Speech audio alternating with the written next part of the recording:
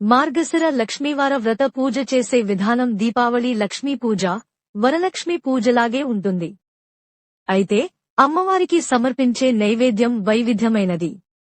మార్గశిర నెలలో వచ్చే అన్ని గురువారాలలో ఉదయమునే నిద్రలేచి ఇల్లు శుభ్రం చేసి తలస్నానం చేయాలి.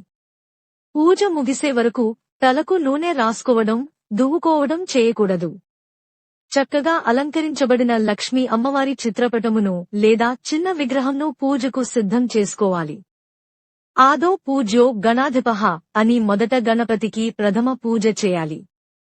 గణపతి పూజ అనంతరం లక్ష్మీ అమ్మవారికి అథాంగా షోడశోపచార అష్టోత్తర పూజ చేయాలి.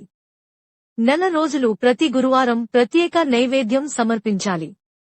మార్గశిర లక్ష్మీ పూజ కథ చదువుకొని అక్షతలను శిరస్సున ధరించాలి.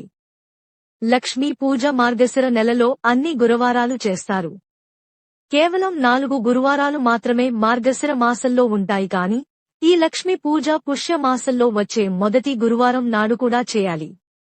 నైవేద్యంగా 1వ గురువారం పులగం, 2వ గురువారం అట్లు, తిమ్మనం, 3వ గురువారం అప్పాలు, పరమాన్నం, 4వ గురువారం చిత్రాన్నం, గారెలు, 5వ గురువారం పూర్ణం, బూరెలు.